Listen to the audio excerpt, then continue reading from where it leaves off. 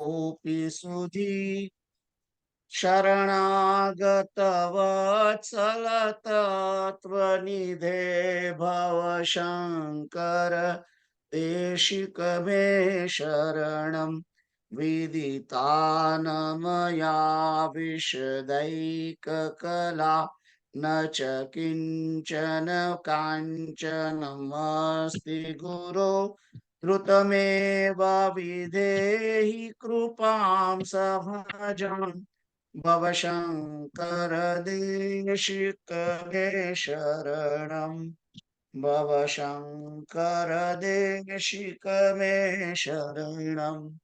જય સિયારામ. જય સિયારામ.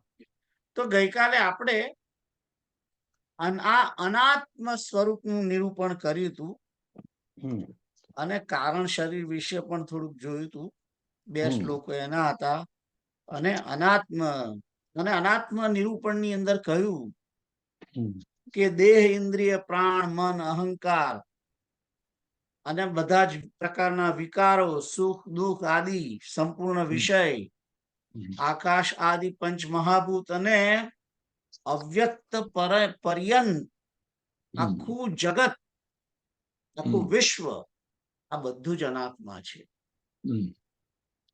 અને માયા અને માયાનું કાર્ય મહત્તત્વથી માંડીને દેહ પર્યંત સુધી તમામ કાર્ય એ બધું જ અસત છે અને અનાત્મક છે એમ કહ્યું તું. આ મુખ્ય, આ જાણી લો તમે. એના પછી હવે આત્મનિરૂપણને જાણવાની વાત કરે છે શંકરાચાર્ય. તો એનો શ્લોક 126 હવે હું વાંચું છું. અથ તે સંપ્રવક્ષ્યામિ સ્વરૂપમ પરમાત્મનઃ યદ વિજ્ઞાય નરો બંધાત મુક્ત કૈવલ્યમશ્નુતે. મારામાં કશો લીધો કર્યો નથી. હે? મારામાં 124 ને 125 માં કશું કર્યું નથી. કર્યું નથી આપણે 24 થી શરૂ કરવાનું છે. ના, કાલે 24 એટલે 24 એ જ આત્મનિરૂપણ. ત્યાંથી આપણે એ શ્લોક લીધો નથી આપણે હજુ.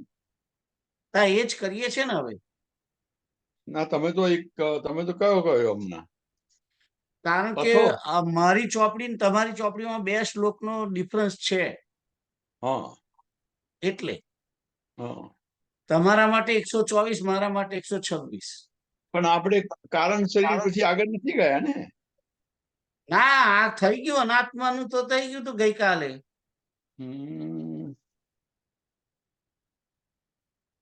કારણ શરીર પછી 2 શ્લોક થયા હતા. ના, અનાત્મ શબ્દ તો ગઈકાલે નતો આવ્યો. આપણે કારણ શરીરમાં વધારે થયા હતા. મને ખ્યાલ છે અનાત્મ થઈ ગયું, પણ ફરી કરી, કઈ વાંધો નહીં. દેહેન્દ્રિય પ્રાણ મનોહમાદય સર્વે વિકારા વિષયા સુખાદય વ્યોમાદિભૂતાન્યખિલં ચ વિશ્વમ અવ્યક્ત પર્યંતમિદમ યનાત્મા. દેહ, ઇન્દ્રિય, પ્રાણ, મન, અહંકાર આદિ સારે વિકાર, સુખ આદિ સંપૂર્ણ વિષય, આકાશ આદિ 5 મહાભૂત અને અવ્યક્ત પર્યંત નિખિલ વિશ્વ, આ બધું જ અનાત્મા છે. એટલે પહેલું જે કે છે દેહ, ઇન્દ્રિય, પ્રાણ, મન, અહંકાર, એટલે કે આખો દેહ એ અનાત્મ છે. બધા વિકારો અનાત્મ છે. સુખ દુઃખ સંપૂર્ણ વિષય અનાત્મ છે. આકાશ આદિ 5 મહાભૂત અનાત્મ છે. અને આપણા સિવાય આખું જગત, આ દેહ સિવાયની બીજી વસ્તુઓ પણ અનાત્મ છે એમ કે છે. એ 124મો શ્લોક. શ્રી હરિ સિવાય બધું અનાત્મ છે. શ્રી હરિ સિવાયનું બધું જ અનાત્મ. અને શ્રી હરિ જ આત્મા છે એ જાણવું આપણે. આગળ છે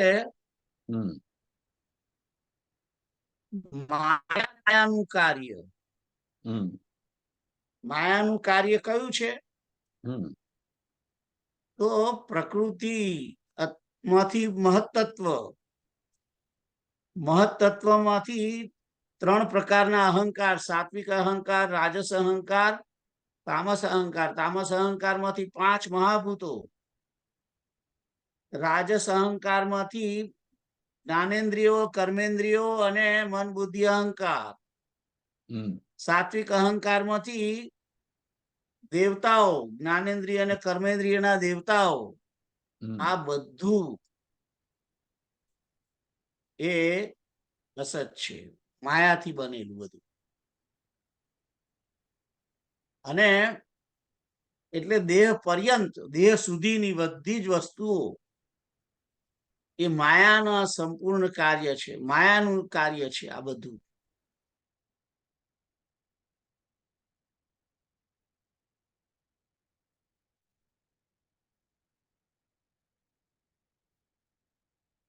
ઓકે, યા હવે જવા દો. એ તો કે છે કે અહીં તો જળ નથી, આ તો બીજું, આ તો કશું નથી, તો એટલી જ છે. એમ આ માયાનું જે કાર્ય છે, દેહ કહો કે દેહ સિવાયની બધું આખું જગત, એને માણસ એકદમ નજીક જઈને જેને સમજે છે જ્યારે, ત્યારે એને ખ્યાલ આવે છે કે આ તો બધું અસત છે, અનાત્મક છે. આ દેહમાંથી જ્યારે જીવ નીકળી જાય છે, આત્મા નીકળી જાય છે, ત્યારે આ દેહ અસત સમાન જ છે ને, અનાત્મક જ છે. સીતારામ, સીતારામ. હવે ખબર પડી. તમે બરાબર હતા, કારણ કે મારી ચોપડીમાં એકેય લીટો કર્યો નથી. હવે પેલું મૃગ મરીચી નામ આવ્યું બીજા પાના પર, એટલે હવે તમે સાચા હતા, હું ખોટો હતો. કઈ વાંધો નહીં, ધેટ્સ ઓલરાઈટ. એ બહાને આપણે રિપીટેશન થાય. યા, કારણ કે જાણવું તો પડશે ડિટેલમાં કે અનાત્મ વસ્તુઓ શું શું છે. અને એની જ્યાં સુધી ખબર નહીં પડે ત્યાં સુધી એને બરાબર જાણી લેવાની જરૂર છે. આ બધું અનાત્મક જ છે. સંબંધી બધું જ અનાત્મક છે, આખું જગત અનાત્મક છે. બધું જ તમારા દેહની, તમે આપણે જે કઈ વેપાર કરીએ છીએ બધો પણ જુઠ્ઠો જ છે. કોક આપણને કાગળિયામાં લખી આપે છે કે આ મકાન તારું, પણ એમ ખરેખર આપણું મકાન છે એ તો અહીં મૂકીને જવાના છીએ, અને આવવાનું નથી આપણી જોડે.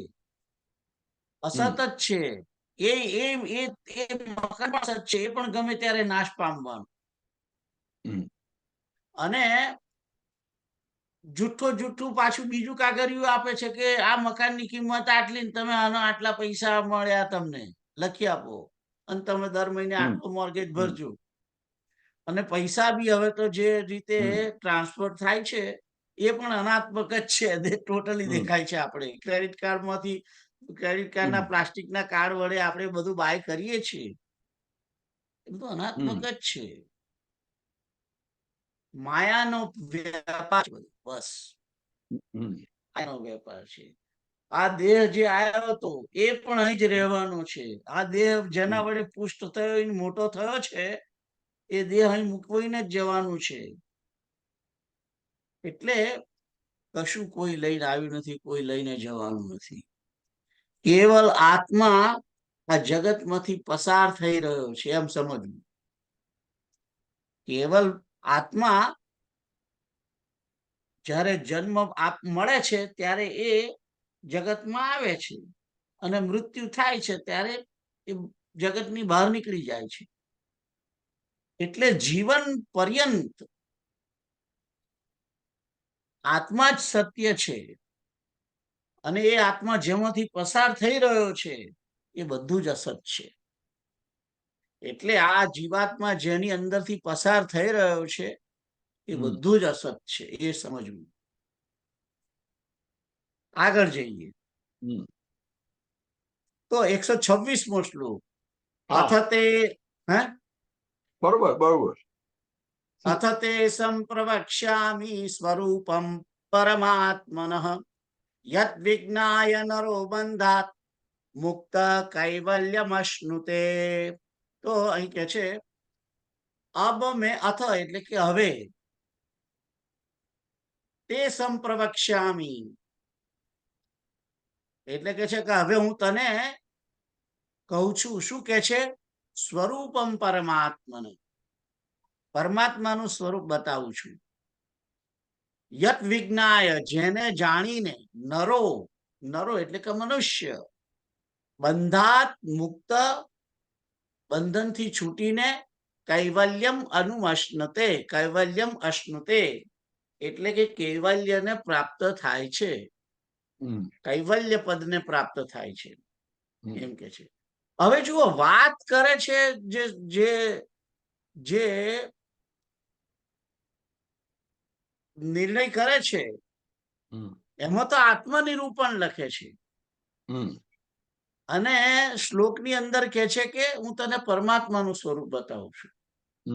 આના ઉપરથી જ ખબર પડે છે કે આત્મા જે છે એ જ પરમાત્મા છે.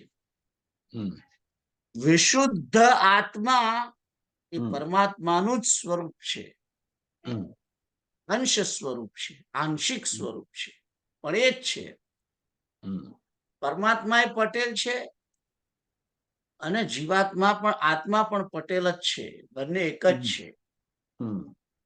પણ અમુક થોડુંક જુદું છે, જરાક જેટલું, પણ આમ તો બંને સરખું છે.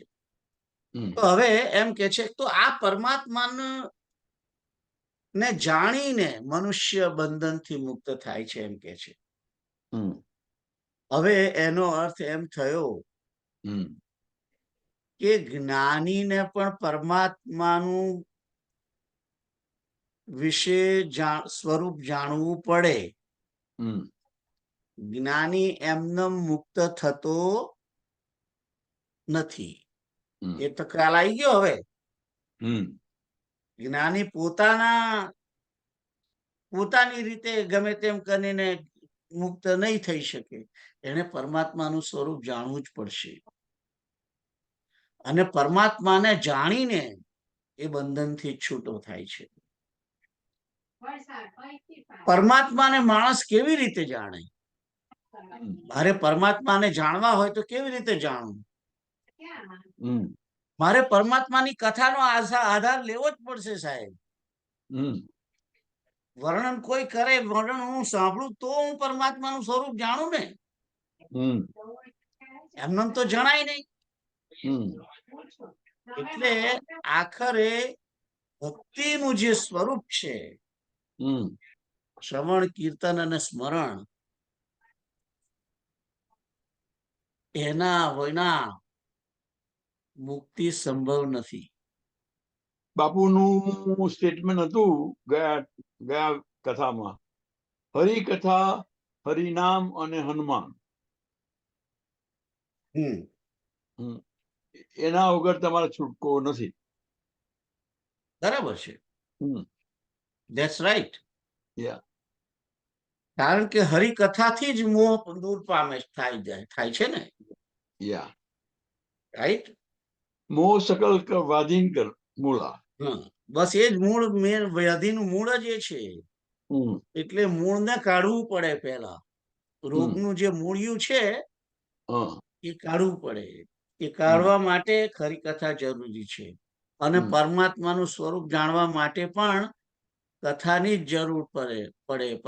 કારણ કે પરમાત્માનું સ્વરૂપ એટલે કે ભગવાનનું નામ, ભગવાનની લીલા, પરમાત્માની લીલા, પરમાત્માના ગુણ, પરમાત્માનો ધામ, નામ, રૂપ, લીલા, ગુણ અને ધામ. આને તમે ના જાણો ત્યાં સુધી પરમાત્માનું સ્વરૂપ કેવી રીતે જણાય? એટલે નામ, રૂપ, ગુણ, લીલા, ધામ એ માટે તમારે શ્રવણ કરવું પડે. અને એટલું શ્રવણ એકલું ના ચાલે. એનું મનન અને નિધિધ્યાસન જરૂરી છે.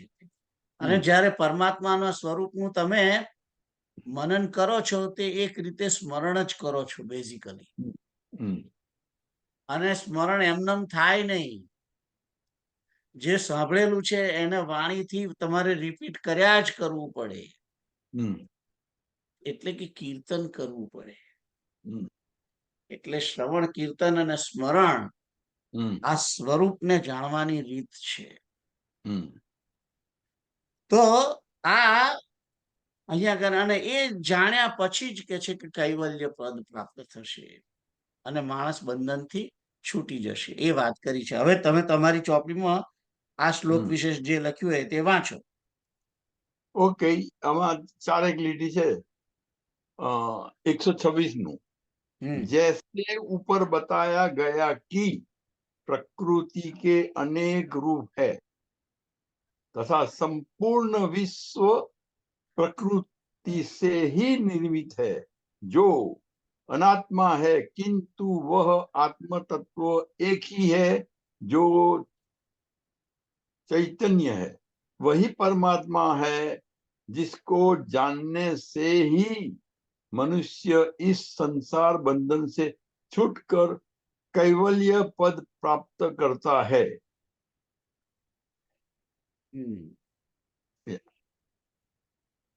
તો આજ એ જ વાત થઈ ને બેઝિકલી. કારણ કે મને ભક્તિનો પક્ષ વધારે લેવાની ટેવ છે, એટલે હું એનું નિરૂપણ ઘડીએ ઘડીએ કરું છું. કારણ કે જ્ઞાનની વાતો કરતા કરતા હું મારો પક્ષને ભૂલી જવા માંગતો નથી. આગળ જોઈએ. અસ્તિ કશ્ચિત સ્વયં નિત્યમ અહમ પ્રત્યયવલંબન અવસ્થાત્રય સાક્ષી સત્પંચકોશ વિલક્ષણ. अहम प्रत्यय का आधार कोई स्वयं नित्य पदार्थ है जो तीनों अवस्थाओं का साक्षी होकर भी पंचकोशातीत है. બહુ બહુ મોટી વાત અહીંયા આગળ કરી દેવામાં આવી છે અત્યારે. તો અહીંયા આગળ 5 કોષની પણ વાત કરી છે અને જોડે જોડે પંચકોશની સાથે સાથે 3 અવસ્થાઓની વાત કરી છે. અહીં એમ કે છે અસ્થિ એટલે છે, અસ્થિ એટલે છે, કશ્ચિત એટલે કોઈ, સ્વયં, સ્વયં એટલે કે પોતે કોઈ નિત્ય પદાર્થ છે, નિત્યમ અહમ, કે જેનું અવલંબન કોઈ એવું નિત્ય પદાર્થ છે, એનું અવલંબન કોણ લે છે? અહમ પ્રત્યય લે છે. કે આ અહંકાર જીવ કરે છે અંદર, આ શરીરની અંદર કોઈ રહેલી જો કઈ અહમ પ્રત્યય છે જે અહંકાર કરે છે, એનો કોઈ ચોક્કસ આધાર છે, એમ કે છે કે જેને, અને એ કેવું છે? એ નિત્ય છે, એ તત્વ નિત્ય છે. નિત્ય, કારણ કે આપણે અહંકાર નિત્ય કરીએ છીએ. એવી એક પણ ક્ષણ નથી કે જેમાં માણસ અહંકાર નથી કરતો. જુઓ, જે બાળક જન્મે છે અને જન્મીને તરત એને પેલી નર્સ એ કપડાની અંદર હાથ પગ બધું જ વીંટીને ટોટલી કવર કરી દે છે. તમે જોયું હશે કે એના પગ બી અંદર ઢાંકી દે છે અને ખાલી મોઢું એટલું જ દેખાય. એવી રીતે એને, અને એ તાજું જન્મેલું બાળક આંખો બંધ કરી અને મુઠ્ઠી વાળી અને આમ બેઠું, આમ સૂઈ રહ્યું હોય છે. એ બાળક જે છે એ શું વિચારે છે? છું, હું છું એટલે કે મારું અસ્તિત્વ છે. એ અસ્તિત્વ ત્યારથી એનું શરૂ થઈ જાય છે કે હું છું. અને જેવી ભૂખ લાગે એટલે તરત રડે, અથવા તો એને જે દર્દ થાય છે જન્મીન તરત જે રડે છે ને, એ રડે છે શું કે છે કે મને દુઃખ થાય છે, મને દુઃખ થાય છે, કોઈ મારું ધ્યાન રાખો. એટલે કે હું છું, હું કઈ માટીનો લોંદો નથી, આ માટીનો પિંડ નથી ખાલી, હું કઈ છું અંદર, અને મારી કોઈ ટેક કેર કરો. બોલતા એને આવડતું નથી એટલે રડે છે. એ ત્યાંથી એ અહંગ પ્રત્યય શરૂ થઈ જાય છે કે હું છું. આ માટી, આ દેહનો પિંડ ખાલી મરેલો નથી, અંદર કોઈ નિત્ય વસ્તુ છે. અને એ ત્યાંથી શરૂ થયું તે જ્યાં સુધી અંદરથી આત્મા નીકળતો નથી ત્યાં સુધી એ અહંકારનો અનુભવ કરે છે. એ અહંકારનો નિત્ય પ્રત્યય એ જ બતાવે છે કે આની અંદર કોઈ નિત્ય વસ્તુ રહેલી છે. અને એ નિત્ય વસ્તુ કે છે કે ત્રણેય અવસ્થાઓની સાક્ષી છે. કઈ ત્રણ અવસ્થા? જાગૃત, સ્વપ્ન અને સુષુપ્તિ. આ ત્રણેય અવસ્થાઓની સાક્ષી છે. જાગ્રત અવસ્થામાં એને સ્થૂળ શરીરની સાક્ષી થાય છે ને, અને સ્વપ્ન અવસ્થામાં સૂક્ષ્મ શરીર ની અવસ્થા, સૂક્ષ્મ શરીરની અને એ થાય છે. અને જે સુષુપ્તિ અવસ્થા છે એની અંદર એને કારણ શરીરની ની સાક્ષી છે, એ સાક્ષી છે. અને આ જે ત્રણેય અવસ્થાઓની જે સાક્ષી છે, જે જીવાત્મા, એ કેવો છે? પંચકોશાતીત છે, પંચકોશથી પર છે એમ કે છે. પંચકોશ, પાંચ કોષ કયા? પંચકોશની અહીં વાત આવી છે એટલે હું તમને કહી દઉં. પાંચ કોષ, એ પાંચેય કોષની અંદર છેક નીચે, પાંચ કોષ એટલે પાંચ પડ છે. એટલે એમાં સૌથી ઉપરનું પહેલું પડ જે છે એને અન્નમય કોષ કહેવામાં આવે છે. અને એ અન્નમય કોષ એ જ સ્થૂળ શરીર છે. આ સ્થૂળ શરીર જે છે એ જ અન્નમય કોષ છે. એની અંદર પ્રાણમય કોષ છે, અંદર બીજો એક કોષ છે, બીજો એક સેલ છે. એ શું છે? પ્રાણમય કોષ. પ્રાણમય કોષની અંદર શું શું છે? સૂક્ષ્મ શરીર છે, 5 પ્રાણ છે અને કર્મેન્દ્રિય છે. આ પ્રાણમય કોષ છે. તો પ્રાણમય કોષની અંદર કર્મેન્દ્રિય કેમ લખી છે? એનું કારણ એ છે કે કર્મેન્દ્રિય કર્મ તો જ કરે જો અંદર પ્રાણ હોય તો. એક મિનિટ. જય શ્રી કૃષ્ણ. હા બોલો. હરે કૃષ્ણ કૃષ્ણ કૃષ્ણ હરે હરે, હરે રામ રામ હરે હરે, હરે કૃષ્ણ કૃષ્ણ કૃષ્ણ હરે હરે, હરે રામ રામ રામ હરે હરે. તો આપણે વાત ચાલતી હતી પંચકોશાતીત. 5 કોષથી પણ દૂર છે. એ 5 કોષ કયા કયા? તો અન્નમય કોષ, પ્રાણમય કોષ, મનોમય કોષ, વિજ્ઞાનમય કોષ અને આનંદમય કોષ. તો આ જે અન્નમય કોષ છે એ જ આ સ્થૂળ શરીર છે. આપણે જે જોઈ રહ્યા છીએ એ અન્નમય કોષ છે. એ ઉપરનું આવરણ છે. એની અંદર પ્રાણમય કોષ છે. એ પ્રાણમય કોષમાં શું શું છે?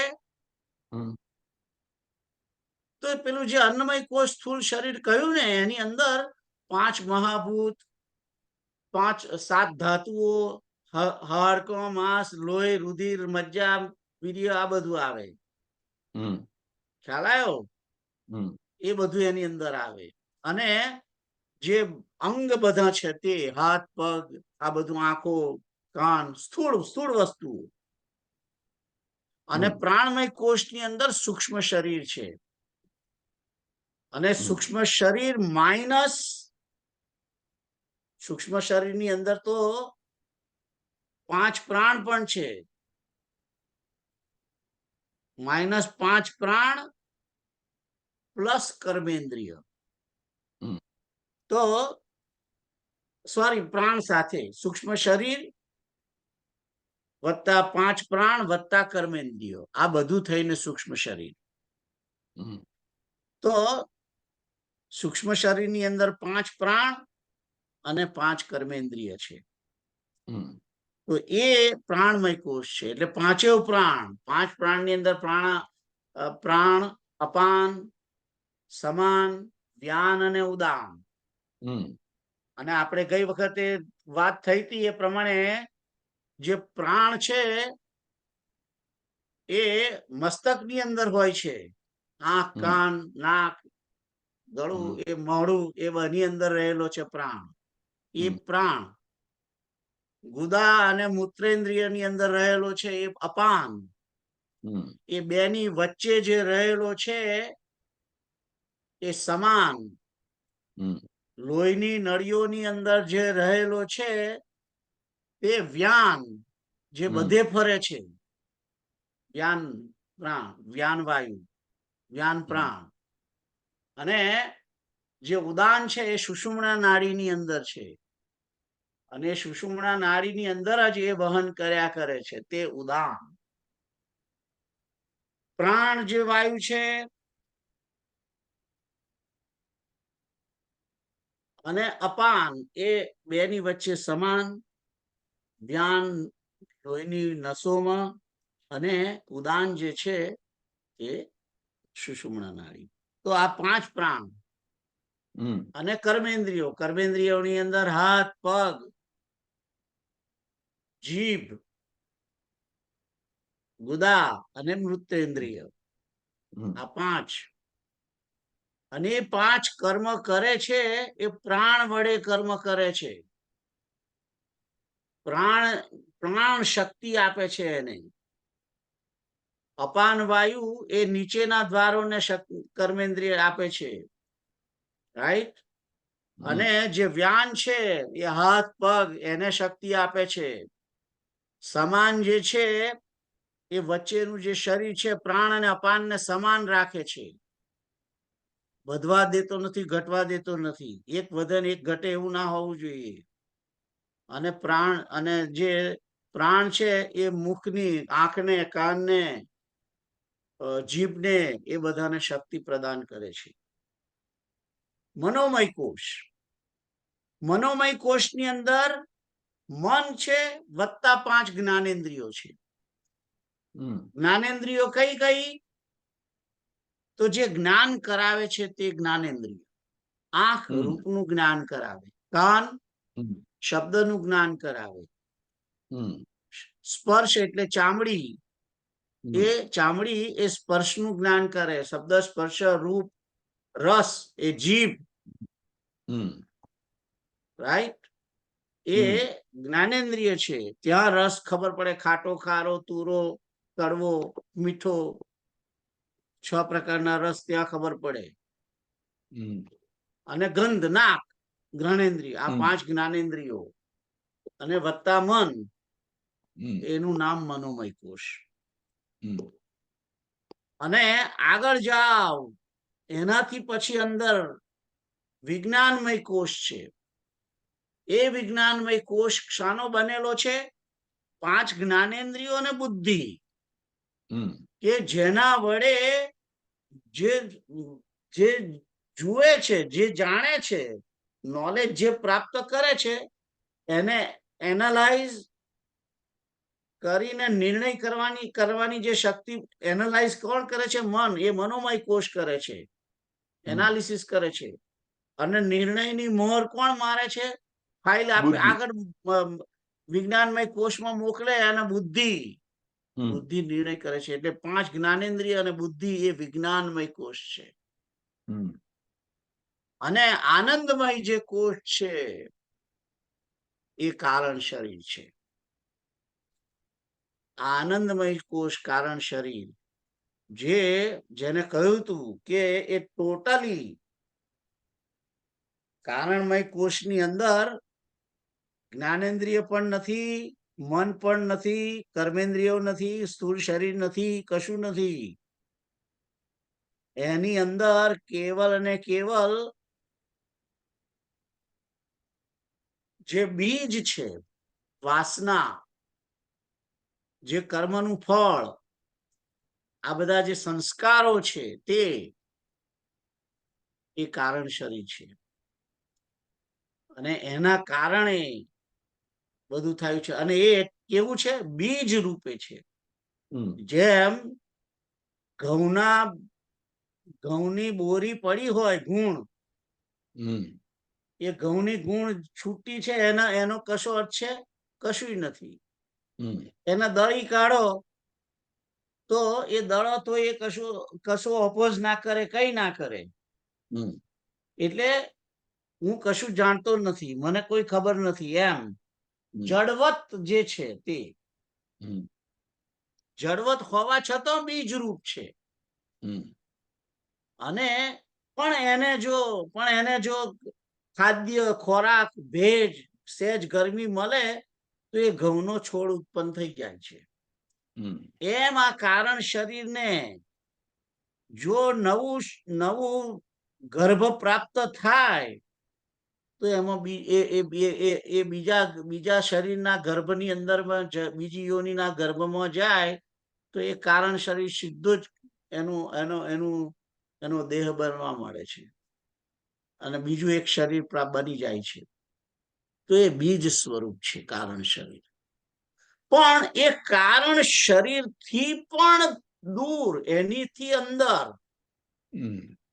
એની અંદર આ પેલો આત્મા રહેલો છે.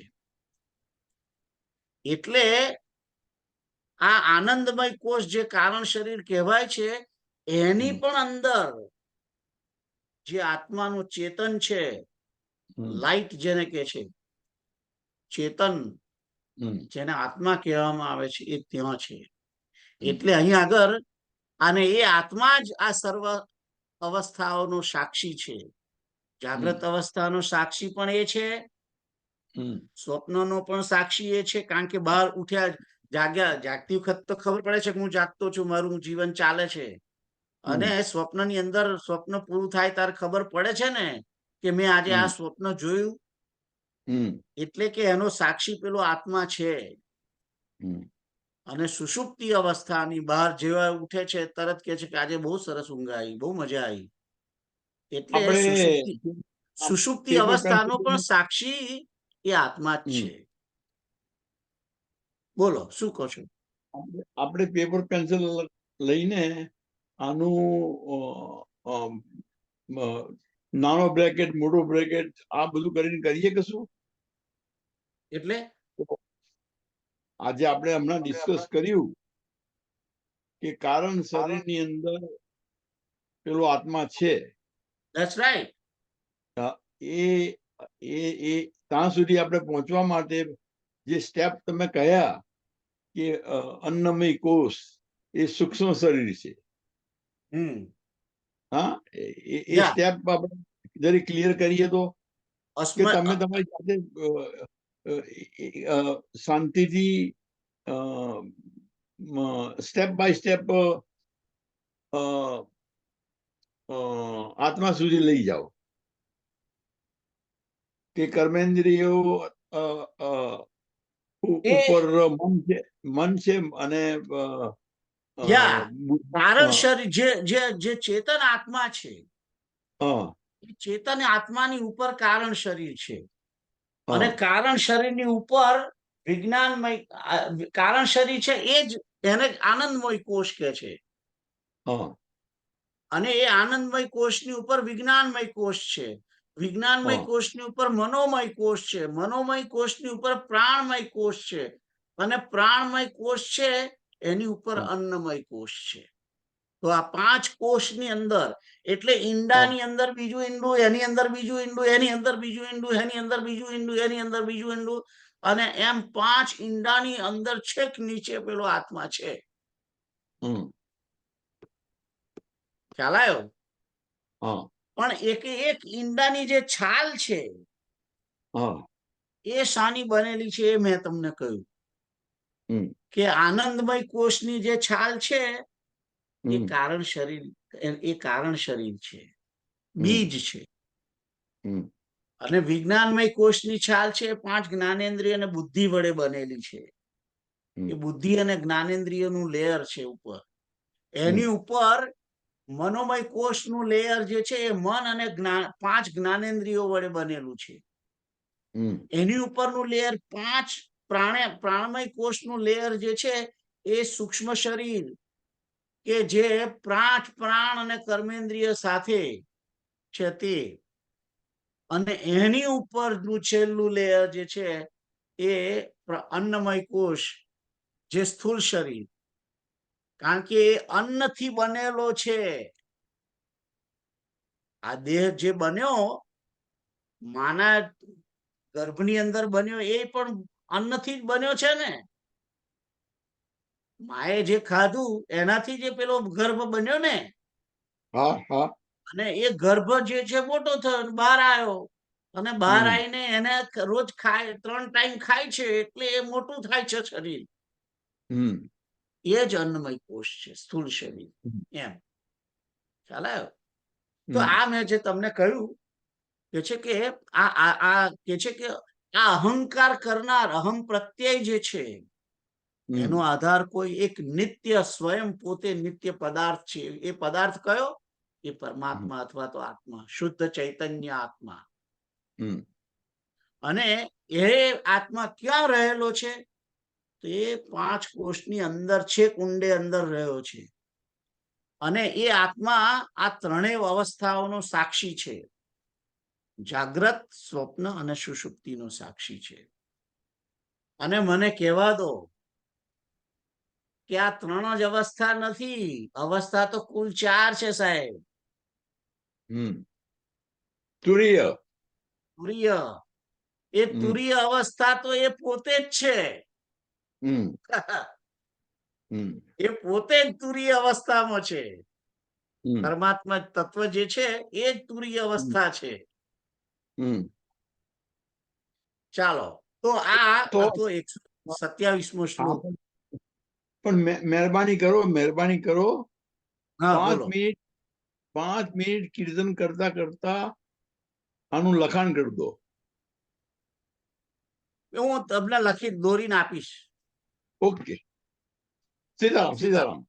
સીધા તમે આ 127નું વર્ણન વાંચો તમારી ચોપડીમાંથી. ઓકે, શબ્દાર્થ વાંચું છું. અહમ प्रत्यय का आधार कोई स्वयं नित्य पदार्थ है जो तीनों अवस्थाओं का साक्षी होकर भी पंचकोशातीत है. व्याख्या: मनुष्य जिसे मैं कहता है वह शरीर, मन, बुद्धि, पंचकोश तथा जागृत, स्वप्न, सुषुप्ति आदि अवस्थाओं का साक्षी है, जो कोई नित्य पदार्थ है, अनात्म पदार्थ में नहीं हो सकता, अनात्म पदार्थ में नहीं हो सकता. यही वह आत्म तत्व है जिसे मैं कहा जाता है.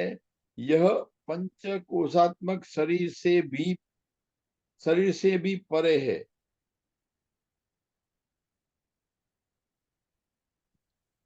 સીતારામ. સીતારામ.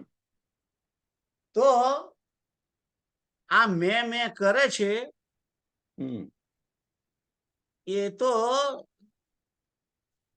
આ જે કોષ છે ને એ કરે છે, પણ અંદર પેલો જે આત્મા છે પાંચ પડ પછી અંદર, કારણ કે એના કારણે આખા 5 કોષ બધું કામ કરે છે, અને ત્રણેય અવસ્થાઓ એની છે શરીરની. એટલે કારણ કે એની જોડે ને જોડે ઉપર પડ છે ને, ખ્યાલ આવ્યો? એટલે એ જ્યારે શું કરે છે કે જેમ મેં પેન્ટ ને શર્ટ પહેર્યું હોય, એટલે જયારે હું કહું કે આ મારું શરીર છે, ત્યારે મારો હાથ કઈ જાય?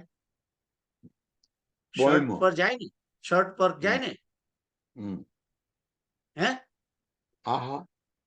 શર્ટ ઉપર જાય, કારણ કે શર્ટ ઉપર પહેરેલું છે. તારે આ શર્ટ છે એ હું છું? ના. પણ આપણે તેમ છતાં તો હાથ મૂકીએ છીએ ને, કારણ કે ઉપરનું લેયર છે. એમ આત્માની ઉપર આ જે 5 લેયર જે છે, એ લેયર ને ખોટા આપણે હું છું એમ માની બેઠા છીએ. જેમ હું આ શર્ટ ને માની બેઠો છું, અને મારો જેવો હાથ અહીં જતો રહે છે કે હું યોગેશ, તો કે આ શર્ટ યોગેશ નથી. જેવી રીતે શર્ટ પહેરેલું છે, એમ જે શુદ્ધ ચૈતન્ય આત્મા, ચેતન આત્મા છે, એને આ 5 કપડા ઉપરા ઉપરી પહેર્યા છે. એ આનંદમય કોષ, વિજ્ઞાનમય કોષ, મનોમય કોષ, પ્રાણમય અને અન્નમય. એટલે જયારે હું બોલું છું, હું મેં કરે છે, હું કરે છે, ત્યારે એ આખું ટોટલ આખું એસેમ્બલી જ લઈ લે છે પૂરેપૂરી. એને જ હું માને છે, પણ ખરેખર એસેમ્બલી હું કોણ છે? પેલો ચેતન આત્મા છે તે છે. પણ એની ઉપર પેલા ઉપરા ઉપરી થર કરેલા છે, જે એને પણ એ માની બેઠો છે, પણ ખોટું માની બેઠો છે. ખ્યાલ આવ્યો? આગળ જઈએ. 128. યો વિજાનાતિ સકલમ જાગ્રત સ્વપ્ન સુષુપ્તિષુ બુદ્ધિ તદ અવૃત્તિ સદ્ભાવમ અભાવમ અહમ ઇત્યતમ ઇતિ અયમ. તો કે છે કે યો વિજાનાતિ એટલે કે જે જાણે છે.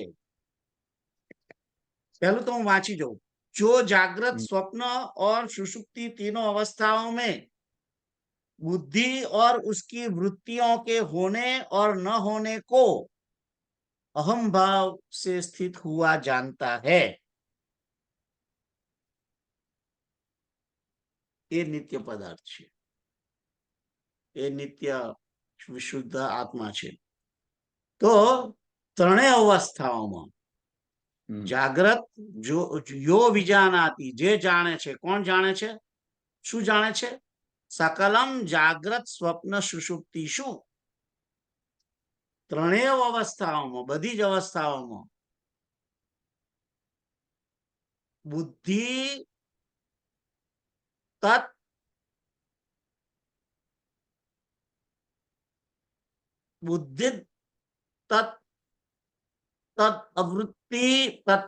વૃત્તિ સદભાવમ અભાવમ અહમ ઇત્યતમ. એટલે કે છે કે બુદ્ધિ અને એની વૃત્તિ होने और न होने को अहम भाव से स्थित हुआ जानता है. એટલે કે બુદ્ધિની વૃત્તિઓ જે છે, એ બુદ્ધિની વૃત્તિઓ જે થાય છે, કે નિર્ણય થાય છે અને ના આ નહીં બરાબર, એ ન હોના, કે બુદ્ધિ ના કે જેને ના પાડી દે, જે કે આ નો આ શિખંડ નો, આ તમે છે ને પેલું એ લાયા છો, દહીં ને ખાલી અંદર સેજ સુગર નાખી લાયા છો, અને શિખંડ ના કહેવાય. તો કે ભાઈ શિખંડ કોને કહેવાય? તો કે એ તો કે છે કે અંદર એને અંદરથી પાણી કાઢી નાખેલું હોય ટોટલી, અને ખાંડ જે છે એ બરાબર ઘૂલ મળી ગયેલી હોય એવો જે નિશ્ચય કરે છે કે ના આને શ્રીખંડ કે આ દહીં ને સાકર નાખેલું ને શ્રીખંડ ના કહેવાય. એટલે બુદ્ધિની જે વૃત્તિ છે કે આ સાચું ને આ ના સાચું, આ ખરું ને આ ખોટું, અને એ એની અંદર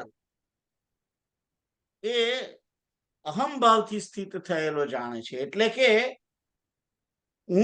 મેં નિર્ણય કર્યો કે આને શ્રીખંડ કહેવાય, આને દહીં ને સાકર કહેવાય. ખ્યાલ આવ્યો? એટલે જે કે બુદ્ધિની વૃત્તિ છે નિર્ણય કરવાની, નિશ્ચય જે કરે છે કે આ ખરું અને આ ખોટું, આ ખરું આ ખોટું, કોણ નિર્ણય કરે છે? તો કે બુદ્ધિ. એ બુદ્ધિની અંદર અહમભાવ છે. એ અહમભાવ વાળી જે બુદ્ધિ છે એને અહંકૃત બુદ્ધિ કહેવામાં આવે છે. અને મોટા ભાગના જે આ ડખા છે એ અહંકૃત બુદ્ધિને કારણે થાય છે. કારણ કે અહંકૃત બુદ્ધિ જ એમ માને છે કે આ મારો ભાઈ, આ મારી પત્ની, આ મારો છોકરો, હું એનો બાપ છું. આ બુદ્ધિ નિર્ણય કરે છે હું એનો બાપ છું, હું એનો પતિ છું, હું એનો ભાઈ છું. ખ્યાલ આવ્યો? અને એ હું કર્યા કરે છે કે આ મારું ઘર છે, 25 લિવિંગસ્ટન લેન, એની પર જે મકાન છે મારું છે, મારા ઘરને 1 એકર જમીન છે. આ બધો જે અહંકાર છે એ બુદ્ધિ કરે છે. ખ્યાલ આવ્યો? કે આ મારું છે, આ મારું છે. એ બુદ્ધિનો જે અહંકાર છે, અહંકૃત બુદ્ધિ, એ અહંકૃત બુદ્ધિ જે થયેલી એ ત્રણેય અવસ્થાઓમાં થાય છે. તો અહંકૃત બુદ્ધિને અહંકાર જે આપવામાં આવે છે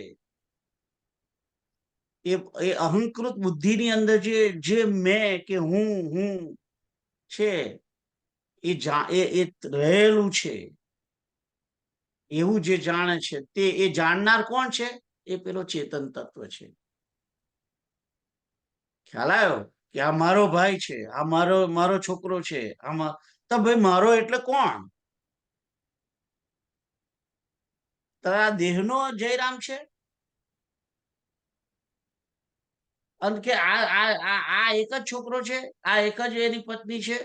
અરે આ ગયા જન્મમાં તો તારી કેટલી પત્નીઓ થઈ ગઈ, તારી કેટલી માતાઓ થઈ ગઈ, તારી કેટલા પિતાઓ થઈ ગયા. ખ્યાલ આવ્યો? તો એ જે અહમ ભાવ જે છે ત્રણેય અવસ્થાઓ, બુદ્ધિ અને એની વૃત્તિઓ જે છે અને છે અને નથીનો જે અહમભાવ કરનાર કોણ છે? એ થયેલો છે જે જાણે છે, જે એ જાણવા વાળો જે છે એ ચેતન આત્મા. ખ્યાલ આવ્યો? તો હવે 128 નું તમે વાંચો તમારી બુકમાંથી. ઓકે, સીધા સીધારામ. હું આ શબ્દાર્થ વાંચું છું. जो जागृत स्वप्न सुषुप्ति तीनों अवस्थाओं में बुद्धि और उसकी वृत्तियों के होने और न होने को अहम भाव से स्थित हुआ जानता है. व्याख्या: वह एक ही चेतन आत्मा है जिसे हम मैं कह सकते हैं. वही आत्मा तत्व तीनों अवस्थाओं एवं बुद्धि तथा उसकी वृत्तियों का साक्षी है. वह इन्हें देखता है किंतु ये इसे नहीं देख सकते. इसीलिए आत्मा के अलावा अन्य किसी को मैं नहीं कहा जा सकता.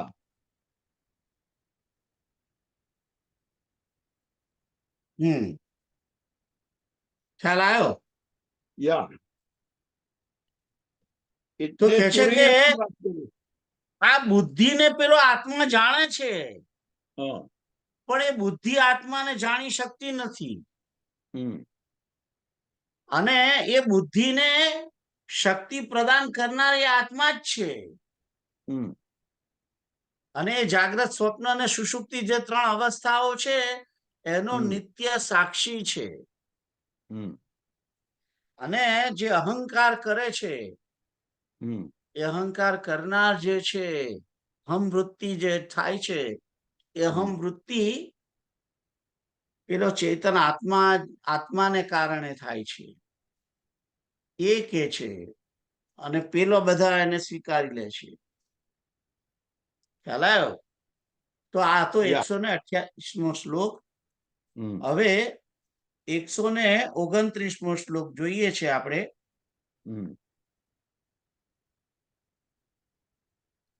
ય પશ્યતિ સ્વયં સર્વં યમ ન પશ્યતિ કશ્ચન યશ્ચેતયતિ બધ્યાદિમ નતુ યમ ચેતયત્યયમ. તો અહીં કહે છે કે जो स्वयं सबको देखता है किंतु जिसको कोई नहीं देख सकता, કે છે કે એ બધાને જુએ છે પણ એને કોઈ જોતું નથી, એને કોઈ સમજતું નથી. એ વસ્તુ જે છે તે કે છે કે એ આત્મા છે. અને આગળ છે, जो बुद्धि आदि को प्रकाशित करता है किंतु जिसे बुद्धि आदि प्रकाशित नहीं कर सकते. આના માટે હું ઘણી વખત તમને એ આપું છું, પેલું પંખાનું ઉદાહરણ આપું છું કે જે ઇલેક્ટ્રિસિટી વડે પેલો પંખો ચાલે છે, એ પંખો એ ઇલેક્ટ્રિસિટીને જાણે ખરો? ના જાણે. તો એ વસ્તુ અહીં કહેવામાં આવી છે કે જો સ્વયં સબકો દેખતા હૈ और जिसको कोई नहीं देख सकता. હવે હું જો તમને કેન ઉપનિષદ ની અંદર આવી જ એક વાત કહેલી છે તમને કહું છું, સાંભળો તમે. શું કે છે? જે કાનની પાછળ સાંભળવાની શક્તિ છે,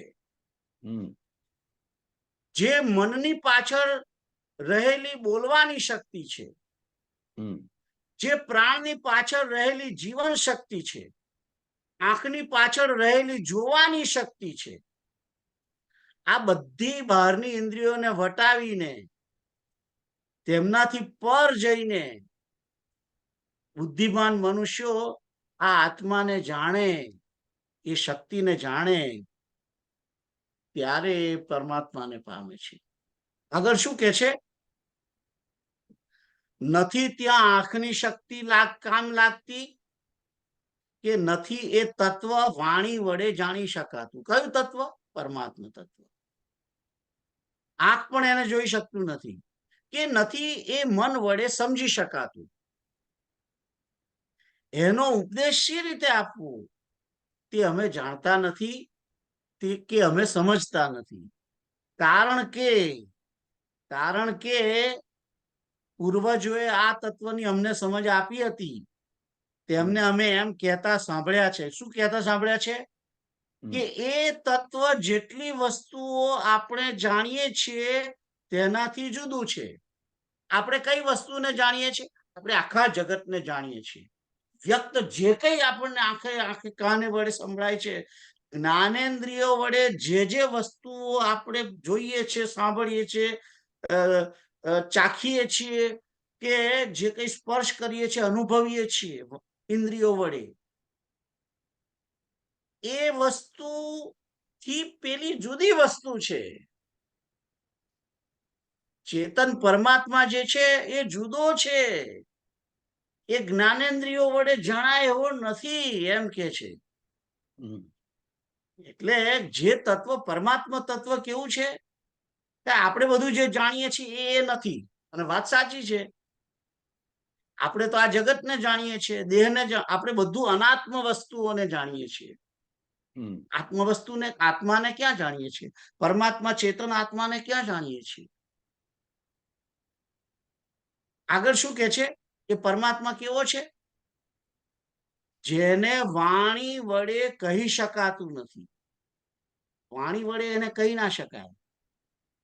પણ જેની પ્રેરણા વડે વાણી બોલી શકે છે. પરમાત્માની પ્રેરણા થાય તો માણસ બોલે. હું અત્યારે બોલી રહ્યો છું પરમાત્માની પ્રેરણાથી.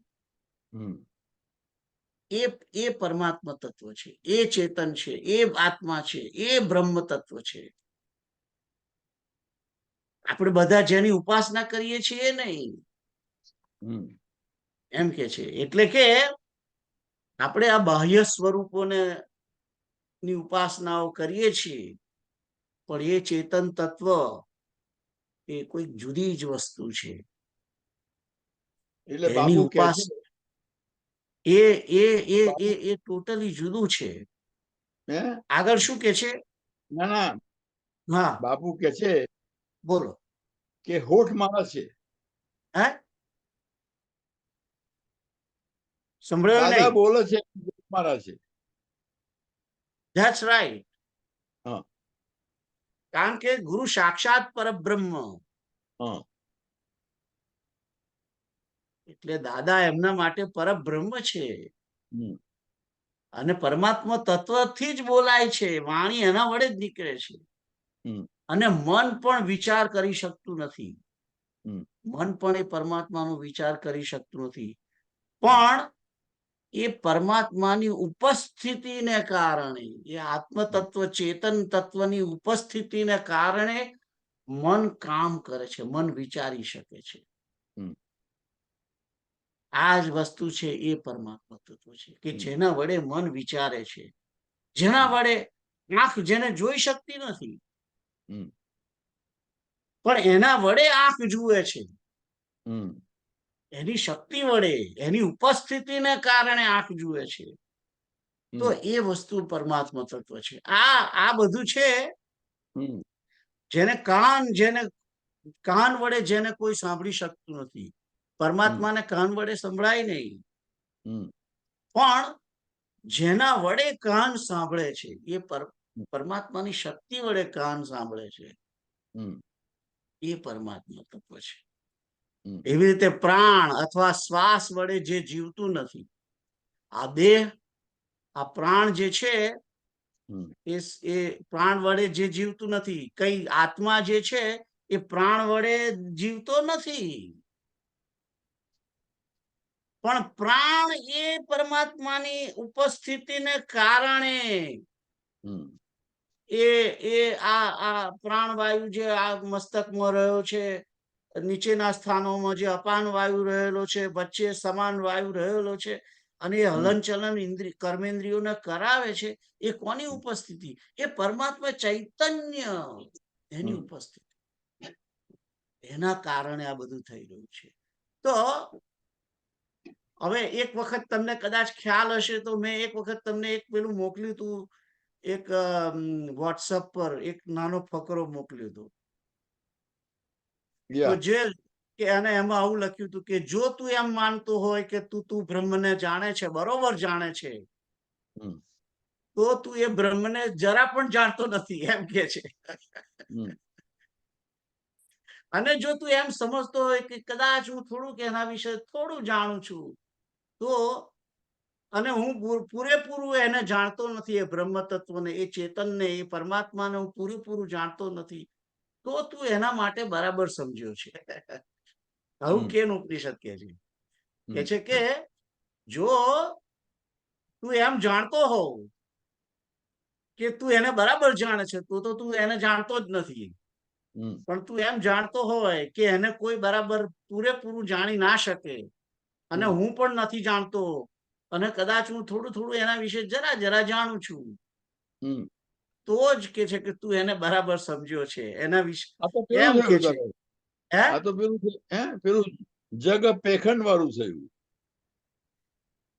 જગ પેખન? હા, તું જણાવે તો હું જાણું. Of course it is like that. Yeah. પરમાત્માની કૃપા વિના શક્ય જ નથી. એટલે જુઓ, ભગવદ ગીતાની અંદર 11મા અધ્યાયમાં છેલ્લે કહ્યું અર્જુનને કે તે જે આ પ્રમાણે મને જોયો છે, એ વેદોથી, યજ્ઞથી, કર્મથી, દાનથી, આ બધાથી જોવા લાયક નથી. એ કશું તું બધું કરીશ તોય તું મને નહીં જોઈ શકે. કેવલ અને કેવલ ભક્તિથી તું જોઈ શકીશ. વાત કરી હતી 11મા અધ્યાય છેલ્લે કરી છે. વિરાટ સ્વરૂપ ને પછી ચતુર્ભુજ નું સ્વરૂપ બતાવ્યું, ત્યાર પછી આ શ્લોક કયો છે, મને નંબર યાદ નથી, પણ એ વસ્તુ અંદર લખેલી છે. હું તમને કહું છું, બતાવું. પણ 55 નથી એવો. ખબર નહીં કયો શ્લોક છે. 1 મિનિટ, જસ્ટ બેર વિથ મી.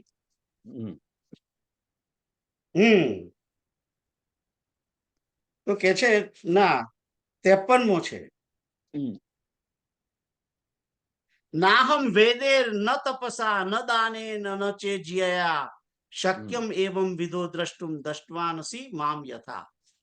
કે છે કે ના વેદોથી, ના તપથી, દાનથી અને યજ્ઞથી આ ચતુર્ભુજ વાળો હું જોઈ શકવાને શક્ય નથી, જેવો તે મને જોયો છે.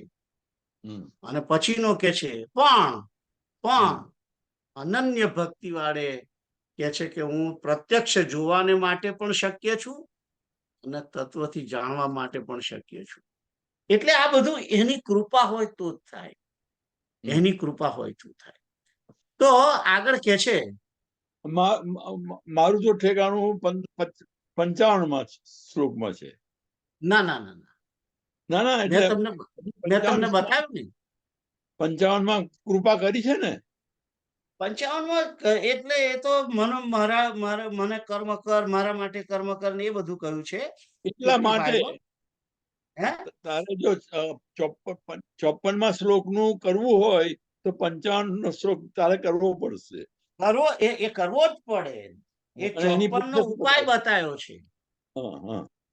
જે ભક્તિ કરવાની છે એનો ઉપાય એ 55મો છે બેઝિકલી. પણ મને બીજા ટોપિકમાં ના લઈ જશું. આજે અત્યારે જે ચાલે છે ધેટ ઇઝ માય મેન તમારું એ છે. તો એ જે છે, જે પરમાત્મા તત્વમાંથી મનુષ્ય ઉત્પન્ન થયેલો છે અને એ પરમાત્મા તત્વ દેવોમાં પણ રહેલું છે. આ બધું જાણવાનું છે. અને કે છે કે જેણે આ પરમ તત્વ પરમાત્મા તત્વનો વિચાર કર્યો છે, એ એવું જે માને છે એને પણ પૂરો વિચાર કર્યો નથી. અને નથી વિચાર કર્યો એને, અને એમ જાણ્યું છે કે મેં જાણ્યું નથી એમ માનનારે તેને જાણ્યું છે, એમ કે છે. તો આવી બધી અનેક અટપટી જે બધી વાતો છે, પણ બેઝિકલી શું છે કે અંદરનો અનુભવ જણાય તો જ એ મન વડે સમજી શકાય. એ અંદરનો અનુભવ શું છે? એ જ પરમાત્માની કૃપા છે. એ પરમ તત્વ પરમાત્મા, એ ચેતન, એ અંદરથી જણાવે, એ અંદરથી અનુભવ કરાવે તો એને જાણી શકાય. તો નિજ અનુભવ વાળું લાગે પડે અહીંયા આગળ. હે નિજ અનુભવ વાળું લાગે પડે અહીંયા આગળ. નિજ અનુભવ નું કયું ચોપાઈ હતી? હે નિજ અનુભવ અબ કહું ખગેશા, બીનુ હરિ ભજન નહીં જાય કલેશા. એ તો એ જે છે એ અનુભવ, એ તો એમ કે એ તો એમનો અનુભવ છે કે હરિના ભજન વગર આ ક્લેશ જશે નહીં ને પરમાત્મા જણાશે નહીં તને. એ વાત છે. અને આનું આ જે અનુભવ કહું છું એ પરમાત્મા પોતે કૃપા કરીને તમને અનુભવ કરાવે કે હું અંદર બેઠો છું અને તું મને જો, તું મારું દર્શન કર. એ જે જેમ યોગીઓને એક પછી પેલી કુંડલીનીઓ જાગૃત થાય છે ને, એ અંદરથી પેલો જે ચેતન પરમાત્મા તત્વ છે એ પાંચેય કોષ, આનંદમય કોષ, વિજ્ઞાનમય કોષ, પ્રાણમય કોષ, મનોમય કોષ જાણીને જેવો તમને પોતાને અનુભવ કરાવે છે, એની વાત આ છે. एनीवे, तो आ मैं तुमने कहूं कि जो बुद्धि आदि को प्रकाशित करता है किंतु जिसे बुद्धि आदि प्रकाशित नहीं कर सकते वो आत्मा है, ये परमात्मा है. तो હવે તમે તમારી જે ચોપડી છે 129 ની એના માટે વાંચો. તોય પેલા હું શબ્દાર્થ વાંચું છું. Yeah. जो स्वयं सबको देखता है किंतु जिसको कोई नहीं देख सकता, जो बुद्धि आदि को प्रकाशित करता है किंतु जिसे बुद्धि आदि प्रकाशित नहीं कर सकता. હવે વ્યાખ્યા છે, ભાવાર્થ. क्योंकि वह आत्म तत्व ही एकमात्र चैतन्य तत्व है जिससे वही सबको देखता है. अन्य सभी प्रकृति से उत्पन्न होने के कारण जड़ है, जिससे वे उसे नहीं देख सकते. देखने की शक्ति चैतन्य में ही होती है, जड़ में नहीं. वही चैतन्य आत्मा बुद्धि को भी प्रकाशित करता है. बुद्धि जड़ होने से वह चैतन्य आत्मा को प्रकाशित नहीं कर सकती. सभी आत्मा के ही प्रकाश से प्रकाशित है. हाँ, तो પછી અહીં આગળ પેલું પ્રકાશક વાળું આવ્યું. સબ કર પરમ પ્રકાશક જોઈ રામ અનાદિ અવધપતિ સોઈ. એ જે બાલકાંડ ની અંદર તમે જુઓ, જે ભગવાન શંકર જે ગાય છે, સમજાવે છે, એની અંદર છે જગત પ્રકાશ્ય પ્રકાશક રામુ, એની ઉપરની છે વિષય કરણ સુર 116. બાલકાંડ 116 ને 117 ની વચ્ચે છે. વિષય કરણ એટલે કે વિષયોના કરણ શું? ઇન્દ્રિયો. સુર અને ઇન્દ્રિયોના દેવતાઓ. વિષય કરણ સુર જીવ સમેતા એટલે કે વિષયોને, ઇન્દ્રિયોને, ઇન્દ્રિયોના દેવતાઓને અને જીવાત્માનો બધાને વિષય કરણ સુર જીવ સમેતા સકલ એક તે એક સચેતા. એટલે પાંચ જ્ઞાનેન્દ્રિયોને એ જ સચેત કરે છે, એ જ શક્તિ આપે છે, એ કહે છે. એટલે આ જુઓ, આ આખું તમે વિચાર કરો કે આ એક ચોપાઈની અંદર ઉપનિષદ નું જ્ઞાન મૂકી દીધું છે. સકલ એક તે એક સચેતા. આ બધું જ જ્ઞાનેન્દ્રિયો, કર્મેન્દ્રિયો, મન, બુદ્ધિ, આ બધાને સચેત કરનાર એક પેલો ચેતન પરમાત્મા શ્રી રામ એ છે, એમ કે છે. હવે તમે વિચાર કરો કે આ જે અહીં આગળ જે અહીં વાત કરી છે 129માં શ્લોકમાં, કેટલી બધી અઘરી લાગે છે, અને અહીં આગળ આ ચોપાઈમાં કેટલી ઈઝી પડી જાય છે. જુઓ તમે, અમૂલનું દૂધ છે, હે, ગણેશનું દૂધ છે, ગણેશ દુગ્ધાલયનું દૂધ છે, એકદમ સિમ્પલ. અને પછી આગળ કે છે સબકર પરમ પ્રકાશક જોઈ. આખા જગતની અંદર પ્રકાશ કરે છે, બધાને જે પ્રકાશ કરનારો છે. એટલે કે તમામ પ્રાણીઓની અંદર જે ચેતનતા આપે છે, તમામ પ્રાણીઓની અંદર જે આત્મ સ્વરૂપે છે, જીવાત્મા છે, એ કોણ છે? રામ અનાદિ અવધપતિ સોઈ. પછી કે છે, હે, હું આજ હવે જે ચોપાઈ આવે છે એનું એક કરતો હતો. જગત પ્રકાશ પ્રકાશક રામ. હજુ એ જ પોઈન્ટ ચાલે છે, એ જ પોઈન્ટ ચાલે છે. વિષયકરણ થી શરૂ થયો તે હજુ છે કઈ સુધી? 117 ના દોહા સુધી છે. જુઓ, જગત પ્રકાશ્ય એટલે કે જગત શું છે? બલ્બ છે આખું. અને એ બલ્બમાં ઇલેક્ટ્રિસિટી તરીકે કોણ છે? પેલો પરમાત્મા ચેતન શ્રી રામ. પ્રકાશક રામ. પ્રકાશ્ય એટલે કે જેને પ્રકાશ જેમાં થાય છે તે, અને પ્રકાશક એટલે કે જેના વડે પ્રકાશ થાય છે તે, એ રામ.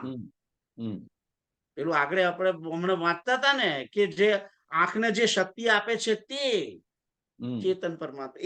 એ બધી વસ્તુઓ છે આ બધી, કે પ્રકાશક રામ છે. માયાધીશ, માયાને પણ શક્તિ એ જ આપે છે. માયાધીશ જ્ઞાન ગુણધામ. જાસુ સત્યતા તે જડ માયા. ભાસ સત્ય ઇવ મોહસા, કે છે કે માયા તો જડ જ છે. સાચું શું છે? જાસુ સત્ય. જેની સત્યતા શામાં છે? સત્યતા શું છે? સાચું શું છે? તે જળ માયા. જેનું સત્ય શું છે? કે માયા જડ છે. પણ ભાસ સત્ય, પણ ભાસે છે સત્ય. માયા જડ હોવા છતાં સત્ય લાગે છે. કેમ? ઇવ મોહ સહાય. અને મોહ એનો સહાય કરે છે. અને એ કોને કારણે? એ પરમાત્મા ચેતન રામને કારણે. કારણ કે એને શક્તિ આપનાર રામ છે. રજત સીપ મહુ ભાસ જીમી, કે છે કે છીપલું દેખાય કેવું? જાણે ચાંદી હોય એવું લાગે છે. પણ ખરેખર છીપલું ચાંદી છે ખરું? ના, નથી. એમ માયા લાગે છે કે ચેતન છે, એના વડે આ બધું વરસાદ પડે છે ને આ બધું થાય છે, વાદળો હાલે છે, વૃક્ષો હાલે છે, ને પવન વાય છે, ને આ વરસાદ પડે છે, ને એ બધું માયાથી લાગે છે. પરંતુ એવું છે નહીં. એ તો જડ જ છે. જુઓ, જળ પણ જડ છે. અને એ કેવી રીતે તમને ખબર પડે છે? ખબર છે? એ જળને ખબર જ નથી કે હું આટલું બધું વહી અને આખું જગતને નુકસાન કરું છું. પૂર આવે છે ત્યારે જળ શું છે? પૂરથી નુકસાન થાય છે ને. જો જળની અંદર ચેતનતા હોત તો નુકસાન ના કરત ને. તો કે છે કે કારણ કે જળ માયાથી ઉત્પન્ન થયેલું છે. પાણી. રજત સીપ મહુ ભાસ જીમી, જથા ભાનુકર બારી. तो आ जाओ, बैठ जाओ. आप चलो अभी, आपसे 20 मिनट बात. और ठीक, बात में बात करते हैं. नमस्कार. तो रजत सीप महु भास जिमी, जथा भानुकर बारी. सोंधी साहब भी देख लो. हैं? सोंधी साहब आया. हाँ, सोंधी साहब आया. सोंधी साहब जय आया. सियाराम कहेजो आपड़ा. या जय सियाराम कहे. तो रजत सीप महु भास जिमी, जथा भानुकर बारी. यद्यपि मृषा तिहु काल सोई, બ્રહ્મ ન સકોય કોઈ ટારી. તો આ જે છે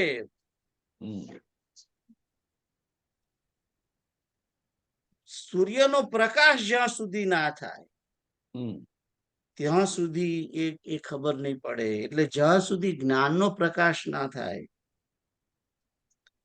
અને ભાનુકર બારી એટલે કે પાણીની અંદર સૂર્ય દેખાય છે ને,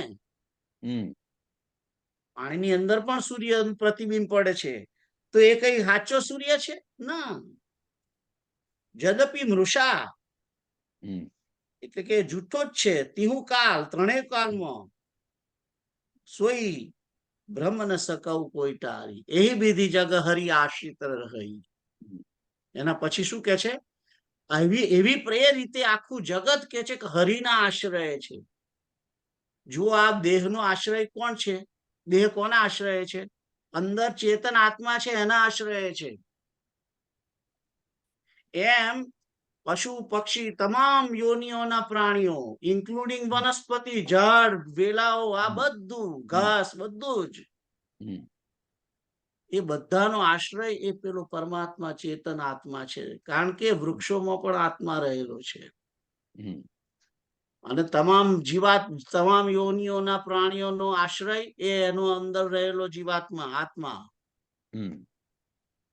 એ હરિનો એ જ હરિ છે અને એ જ એના જ આશ્રય આખું જગત રહેલું છે, એમ કે છે. તો આ બધું જે બધી વાત હતી એ રામચરિત માનસ ની અંદર બાલકાંડમાં જે આવે છે એની બધી આ વાત ચાલી. પણ તમે પેલું 149 હે અને ગીતાજીનો 11મો છેલ્લો ગીતાજીનો 11મા અધ્યાયના છેલ્લા 3-4 શ્લોકો. એ સાહેબ હા, એ ખરું. એ તો વાત હતી 11મા શ્લોકના જે છેલ્લા શ્લોકો થયા 53, 54, 55 ની જે વાત હતી, એ વાત તો એના માટેની હતી કે પરમાત્મા દેખાય એમ નથી, હમ જલ્દી દેખાતો નથી, એની વાત ચાલે છે. એ વાતનો પોઈન્ટ હતો. આપણે અત્યારે વાત શું ચાલે છે કે પરમાત્મા ચેતન છે, એના વડે આ બધું પ્રગટ થયેલું છે ને એના વડે આ બધું ચાલે છે, અને આ બધું જે દેખાય છે બધું જડ છે, પણ એને ચલાવનાર પેલો ચેતન આત્મા છે. એ આપણો મેઇન પોઈન્ટ છે. જે પેલું પાછળ ચાલે છે, પેલું આપણે 11મા નું જે છે, એ તો બીજી વસ્તુ છે. એની ઉપર તો વાતમાં વાતે જતા રહ્યા કે એની કૃપા વિના આપણે એને જાણી ના શકીએ એમ. ખ્યાલ આવ્યો? પણ મેઇન પોઈન્ટ ચાલે છે એ 129. તો આગળ જઈએ. 129 ડીડ યુ રીડ? ફરી વાંચી લો છો ને? Read again. क्योंकि यह आत्म तत्व ही एकमात्र चैतन्य तत्व है जिससे वही सबको देखता है। अन्य सभी प्रकृति से उत्पन्न होने के कारण जड़ है, जिससे वे उसे नहीं देख सकते। देखने की शक्ति चैतन्य में ही होती है, जड़ में नहीं। वही चैतन्य आत्मा बुद्धि को भी प्रकाशित करता है। बुद्धि जड़ होने से वह चैतन्य आत्मा को प्रकाशित नहीं कर सकती। सभी आत्मा के ही प्रकाश से प्रकाशित है। सीताराम. સીતારામ. તો હવે 130. Yeah. येन विश्वमिदं व्याप्तं यन्न व्याप्नोति किंचन आभारूपमिदं सर्वं यं भातं अनुभात्ययम्. जिसने संपूर्ण विश्व को व्याप्त किया हुआ है. किसने? परमात्मा ने. किंतु जिसे कोई व्याप्त नहीं कर सकता. ભગવાન વડે આખું જગત વ્યાપ્ત છે. કઈ ભગવાનની અંદર આ બધું છે ખરું? એને વ્યાપ્ત ના કરી શકે, જગત ના વ્યાપ્ત કરી શકે. તથા जिसके भासने पर यह आभास रूप सारा जगत भाषित हो सकता है, हो रहा है. આ જે બીજી લીટી છે એનો અર્થ શું છે? જે શેષ શૈયાની અંદર નારાયણ આમ હાથ મૂકી અને યોગ નિદ્રાની અંદર સૂઈ રહ્યા છે, અને એ જેવી આંખો ઉઘાડે છે, એ ઉઘાડવાની એમની આંખો ઉઘાડવાની જે ક્રિયા છે એનાથી આ જગત પ્રગટ થાય છે. એટલે કે એનાથી આ જગત ભાસે છે, દેખાય છે. અને એ જેટલો સમય દ્રષ્ટિ કરે છે, એક પળ સમય, એટલો સમય આ જગતની સ્થિતિ છે.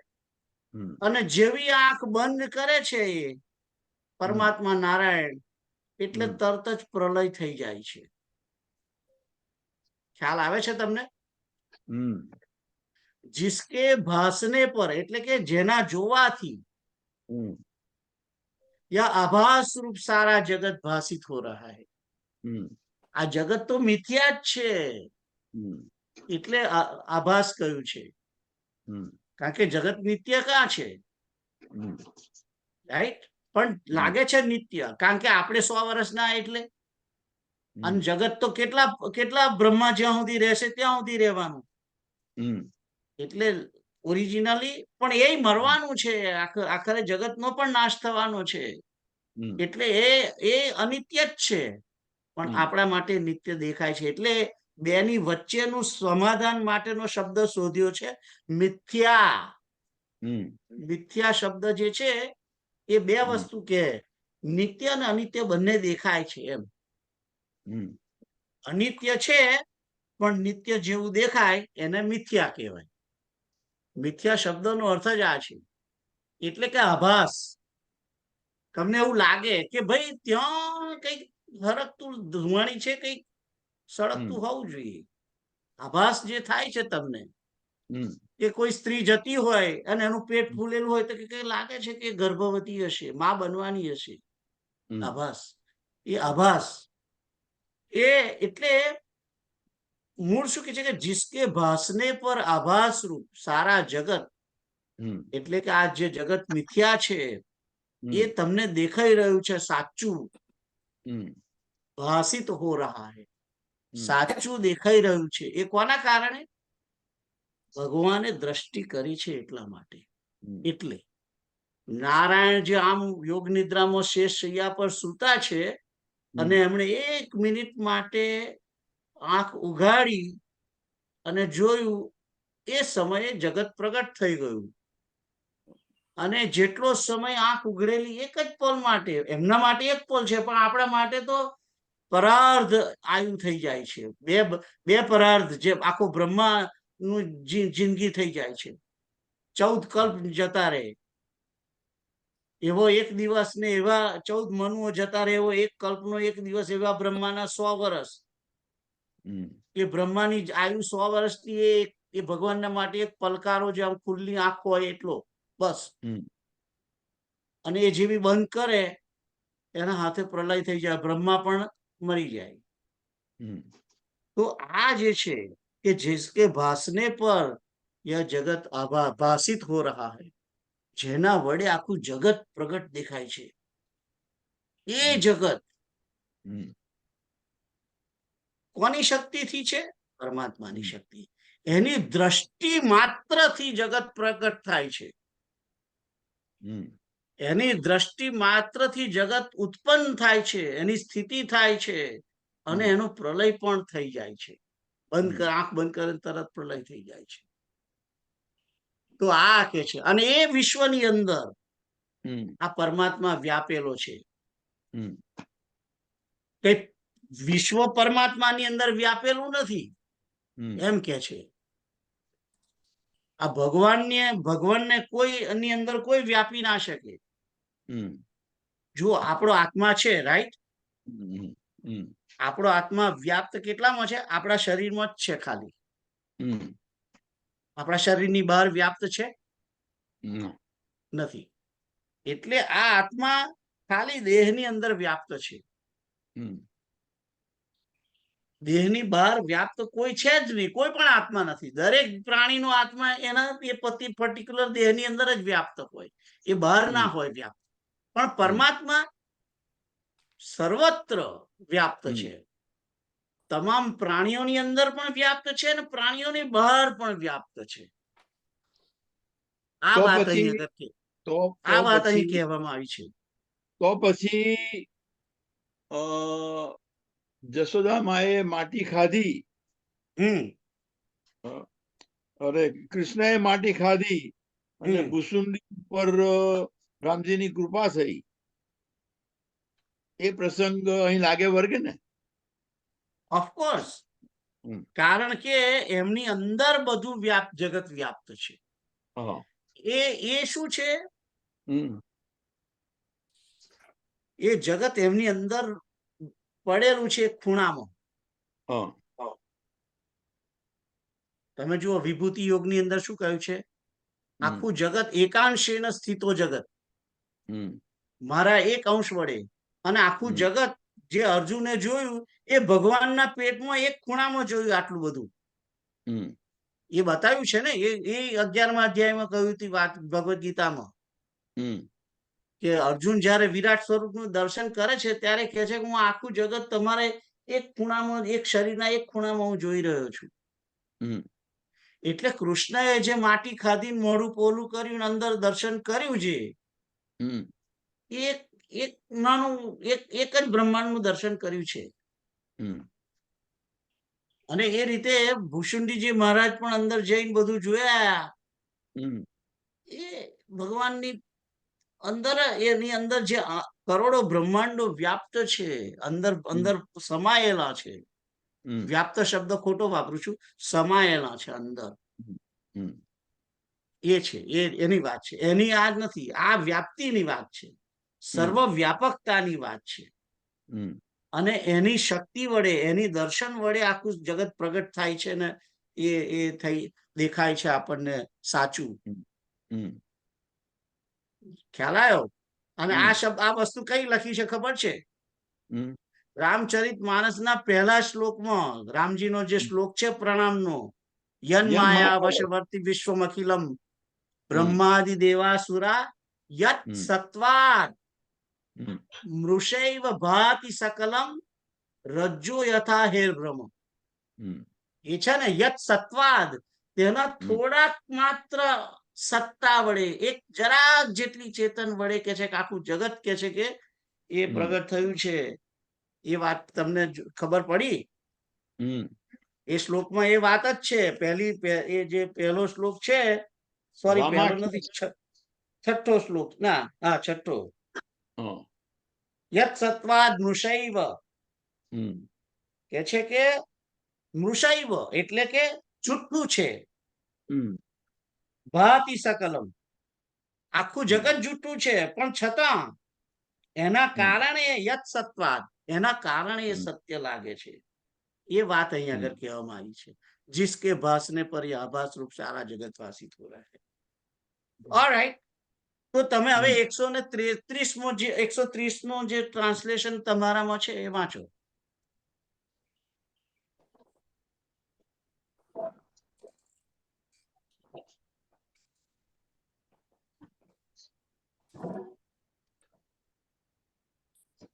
वह आत्म तत्व ही एकमात्र चैतन्य तत्व है जिसने संपूर्ण विश्व को व्याप्त कर रखा है. जड़ एवं चेतन सभी उसी की अभिव्यक्ति है, किंतु वह किसी से व्याप्त नहीं है. यह संपूर्ण जगत उसी के कारण भाषित हो रहा है. चैतन्य के अभाव में सृष्टि की रचना ही असंभव है. चैतन्य के अभाव में सृष्टि की रचना ही असंभव है, इसीलिए वही सर्व है. यह जगत उसी का आभास मात्र है. इसका चेतन के बिना कोई अस्तित्व नहीं है. हाँ સીતારામ. हाँ सीताराम. તો આજે આપણે વાત કરી એની જ છે. हम्म આપણે આજે વધારે આગળ જવું નથી.